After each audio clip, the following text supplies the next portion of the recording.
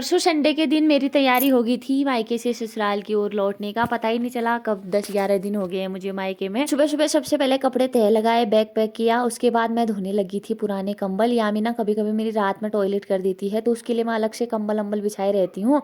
तो मैं इनको इसलिए धो रही हूँ, भाभी भी मायके गए हुए हैं और मम्मी को धोने पड़ते मेरे जाने के बाद। तो मैंने बोला सुबह सुबह सारे काम वाम निपटा देती हूँ।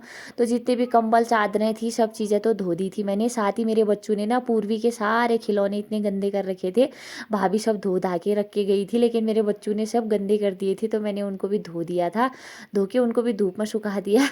उसके बाद पापा सुबह की चाय इंजॉय कर रहे थे। उसके बाद पापा लोग मेरे लिए टाँच पाँच करने में लगे थे सुबह से। मेरे पोटले पाटले पता नहीं क्या क्या बना रहे थे।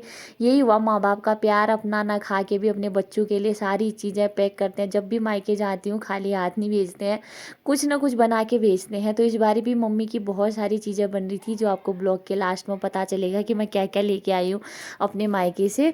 उसके बाद दोनों बुढ़ा बुढ़ी लगे हुए थे फिर मेरे लिए पैक करने में। सच्ची बताऊँ मेरा ना आने का बिल्कुल मन नहीं था, लेकिन क्या करें यार, जाना अपने घर ही है। मायके कितने दिन रहेंगे।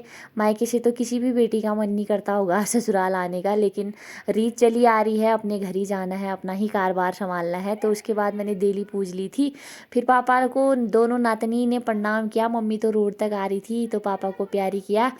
तो मैंने फिर पापा को प्रणाम किया। फिर आज पापा और मेरी मस्ती मजाक चलती रहती है, तो सबसे ज़्यादा मिस करूँगी मैं पापा को। उसके बाद हमारा डॉगी भी वे सब इतना भौंकने लग गया ना, वहाँ से सेंटी मैं भी जाता हूँ करके।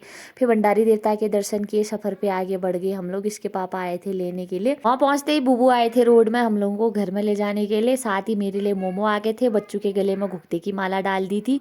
सच बताऊँ मेरे ना बच्चे बड़े नसीब वाले हैं। नाना नानी और दादा दादी दोनों का प्यार मिल रहा है बच्चों को।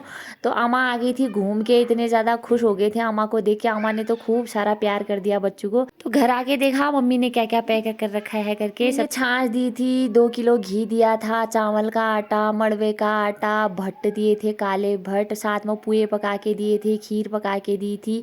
और हमारे यहाँ कपास होती है, थोड़ी कपास दी थी, थोड़ी सी सूखी हल्दी दी थी।